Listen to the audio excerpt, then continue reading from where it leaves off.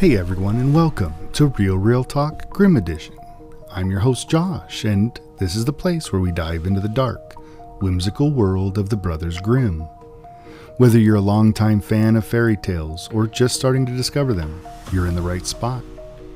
Each episode, I'll read a classic Grimm's fairy tale and then explore its deeper meanings, lessons, and how it may apply to our modern culture.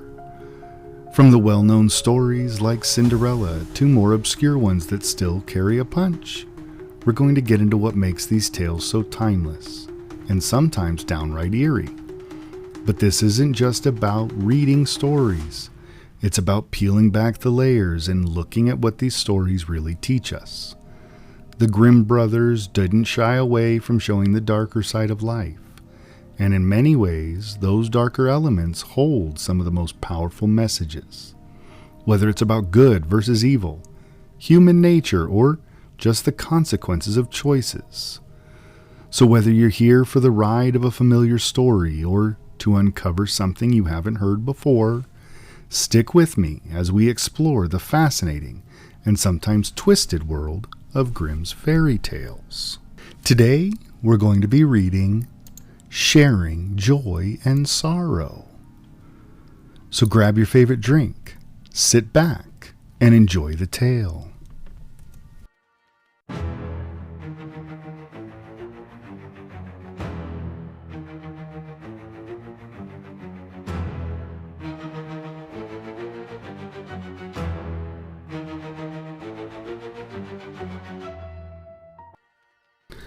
Sharing Joy and Sorrow.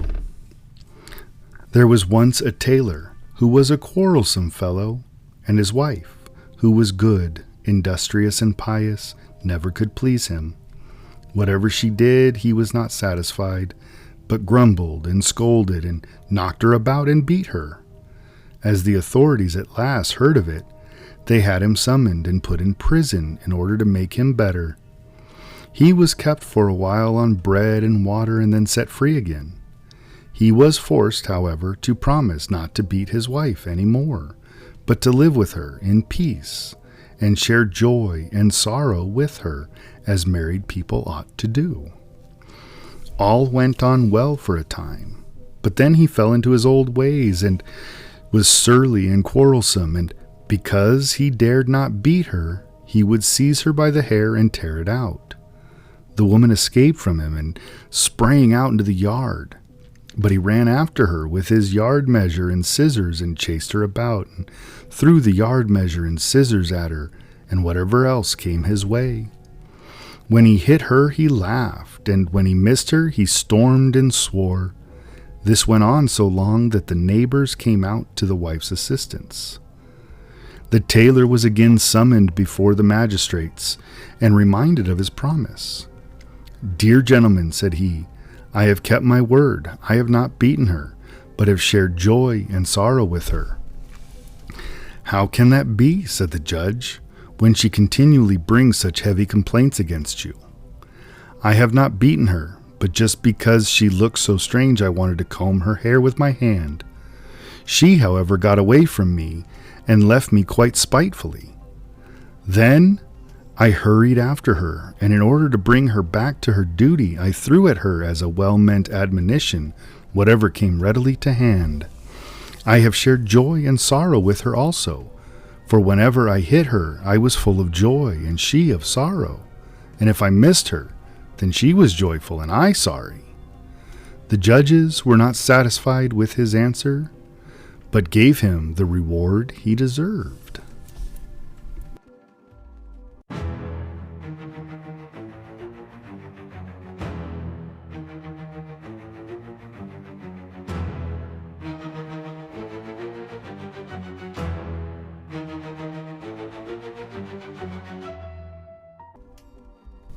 All right, so that was Sharing Joy and Sorrow, and wow, what a dark little tale this one is. On the surface, it's simple. A tailor mistreats his wife, gets punished, promises to change, then finds a seeming loophole in his promise so he can keep tormenting her.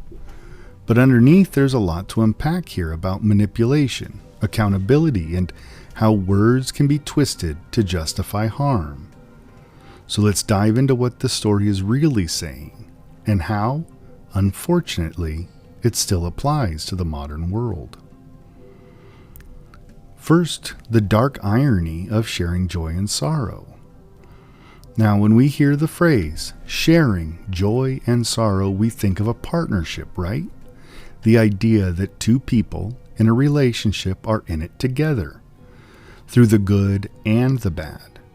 But the tailor, who is just an absolutely terrible person, takes that concept and warps it into something completely sinister. He claims that because he feels joy when he harms his wife and she feels sorrow, they're technically fulfilling the vow to share their emotions. It's a cruel, manipulative way of twisting words to excuse abuse. And that's where this story gets really disturbing. It's not just about a bad man doing bad things. It's about how he rationalizes it. He doesn't see himself as a villain. He's convinced he's being clever, finding a way to justify his actions. It's a perfect example of self-serving rationalization, where someone twists reality to avoid taking responsibility for their behavior. This kind of manipulation is unfortunately still very real today, especially when we talk about things like gaslighting. Now, if you're not familiar with the term gaslighting, I'm sure you are, but it is just when someone tries to make another person question their own reality, manipulating them into believing what they know to be true isn't actually happening. And that is exactly what the tailor is doing here. Think about it. His wife is being hurt, and when she complains, he flips the situation around, acting as though she's the one misunderstanding things. He claims he wasn't hurting her, he was just fixing her hair. He wasn't attacking her, he was reminding her of her duty. It's all wordplay, but it's wordplay with an incredibly dangerous effect. And in today's world, the same tactic is used by abusers, toxic partners, and even public figures to avoid accountability. You'll hear phrases like, "You're overreacting," "I never said that," or "You're just imagining things." The goal is to confuse the victim, to make them question their own perception of reality. Just like the tailor, people who gaslight others don't necessarily see themselves as bad. They believe their excuses, and that's what makes this kind of manipulation so insidious. Now, in the story, the tailor does face consequences. He gets thrown in jail and made to promise that he won't beat his wife anymore. But does it actually change anything? No, it doesn't. He just finds a new way to hurt her. And sadly, this reflects a real-world issue. How difficult it is to stop repeat offenders, especially in domestic abuse cases. Sure, there are laws in place, but that doesn't always mean justice is served. Many abusers get caught, face some form of punishment, but then go right back to their old behaviors. And often victims feel trapped because they don't believe the system will protect them. This is why support systems for survivors are so important. It's not just about punishing the abuser. It's about making sure the victim can escape and rebuild their life safely.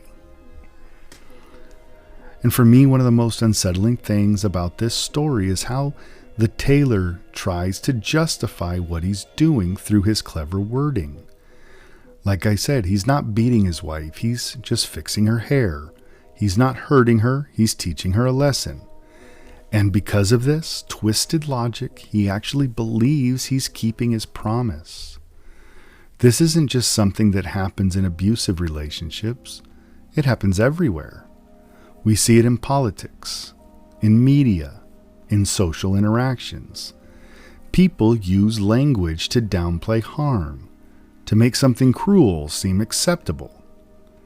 Think about how often you hear things like, "It's just a joke, don't take it so seriously," or "I didn't mean it that way, you're just being too sensitive," or "They deserved it, they knew what they were getting into."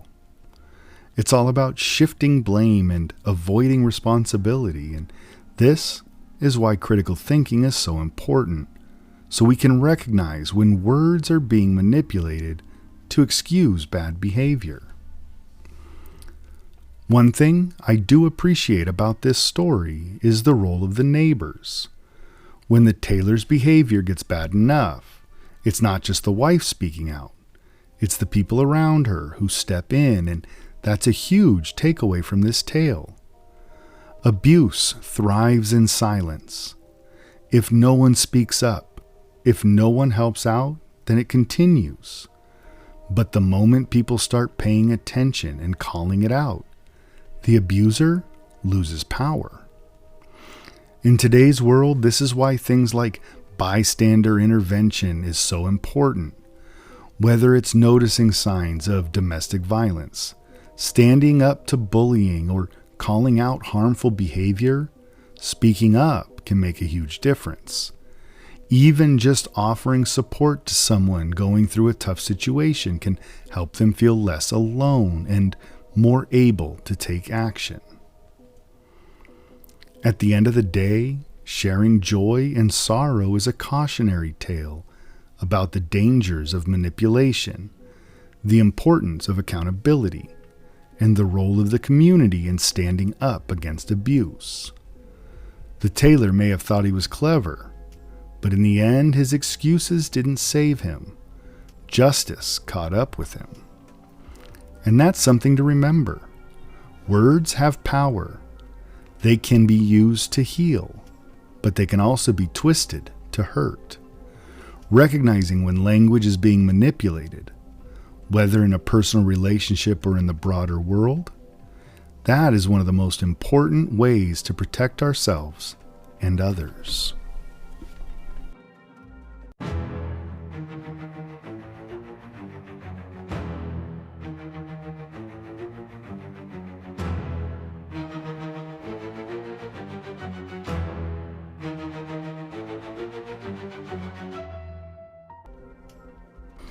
And that wraps up this episode of Real Talk Grimm Edition. I hope you enjoyed diving into this story and its deeper meanings as much as I did. If you liked what you heard, be sure to subscribe so you don't miss future episodes. And if you have thoughts on today's tale, whether you agree, you disagree, or just have your own take, I'd love to hear from you. You can reach out on social media at Real Talk on Instagram, Threads, and Blue Sky, or send an email to therealtalk@gmail.com. Let me know what you think, or just say hi. And if you're enjoying the show, consider leaving a rating or review. It really helps others find us and keeps the conversation going. Speaking of our conversation, next time we'll look at the nail.